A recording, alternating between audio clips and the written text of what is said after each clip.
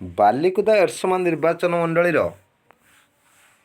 ସ୍ୱାଭିମାନ ପଞ୍ଚାୟତ କହିଲେ ଆମେ ବାଲିକୁଦା ବ୍ଲକର ଅପଣ୍ଡରା ପଞ୍ଚାୟତକୁ ବୁଝାଇଥାଉ। ଏଠି ଆମେ ଅନେକ ପଞ୍ଚାୟତ ବାଲିକୁଦା ବ୍ଲକରେ ଅଛି 30ଟା ପଞ୍ଚାୟତ। ତା ଭିତରେ ବାଲିକୁଦା ବ୍ଲକର ଅପଣ୍ଡରା ପଞ୍ଚାୟତକୁ ଆମେ ସ୍ୱାଭିମାନୀ ପଞ୍ଚାୟତ କହିବାର କାରଣ ତାତ୍ପର୍ଯ୍ୟ ଅନେକ ଅଛି, ଯାହା କିମ୍ବଦନ୍ତୀ ବାଲିକୁଦା ବ୍ଲକରେ ରହିଥିବା ମଧ୍ୟ କିଛି ପୂର୍ବଜମାନେ ପରିପ୍ରକାଶ କରିଛନ୍ତି।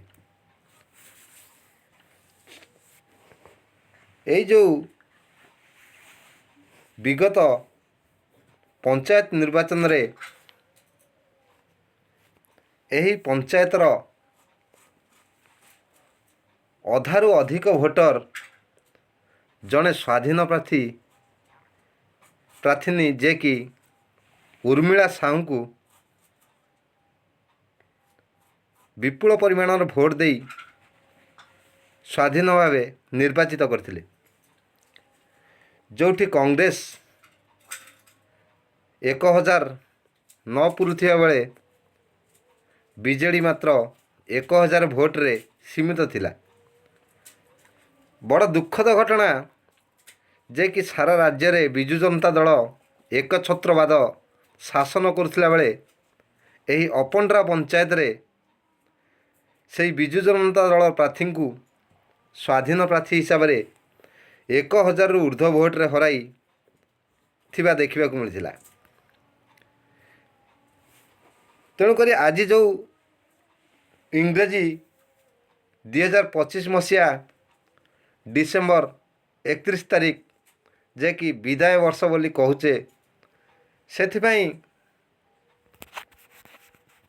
ଏ ପଞ୍ଚାୟତ ସରପଞ୍ଚଙ୍କ ପ୍ରତିନିଧି ହିସାବରେ ତାଙ୍କ ପୁତ୍ର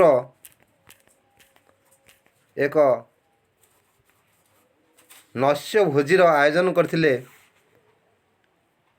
ମା ନଳକଣି ପୀଠରେ। ସେଠି ଦେଖିବାକୁ ମିଳିଥିଲା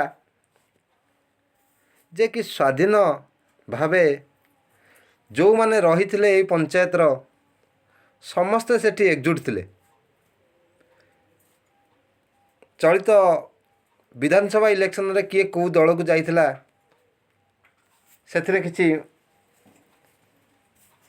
ନ ମାନି ସେମାନେ ପୁଣି ଥରେ ଏକଜୁଟ ହୋଇଥିଲେ, ଯାହା ଆଗାମୀ ରାଜନୀତି ଇତିହାସ ପୃଷ୍ଠଭୂମିରେ ଅପଣ୍ଡରା ପଞ୍ଚାୟତ ସ୍ୱତନ୍ତ୍ରତା ବଜାୟ ରଖିବ ବୋଲି ଯାହା ଆଶା କରାଯାଉଛି। ଏଠି ଗୋଟିଏ ଜିନିଷ ଦେଖିବାକୁ ମିଳିଥିଲା, ଏହି ପଞ୍ଚାୟତ ବିଜୁ ଜନତା ଦଳ ପ୍ରାର୍ଥୀଙ୍କୁ ଏହି ନିର୍ବାଚନ ମଣ୍ଡଳୀରେ ସବୁଠୁ ଅଧିକା ଭୋଟ ଦେଇଥିଲା, କିନ୍ତୁ ବିଧାୟକ ଏହି ପଞ୍ଚାୟତକୁ ଅଣଦେଖା କରିଥିଲେ, ଯାହାର ପ୍ରତିଫଳନ ପୁଣି ଥରେ ଆଜି ଦେଖିବାକୁ ମିଳିଛି।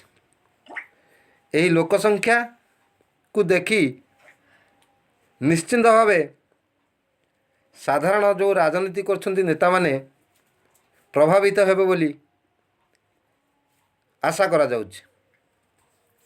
ଖାଲି ଦେଖିବାକୁ ବାକି ରହିଲା ଏ ଆଗାମୀ ପଞ୍ଚାୟତ ନିର୍ବାଚନରେ ଏହି ସ୍ୱାଧୀନ ଭୋଟରମାନେ କ'ଣ ଭୂମିକା ଲିଭଉଛନ୍ତି।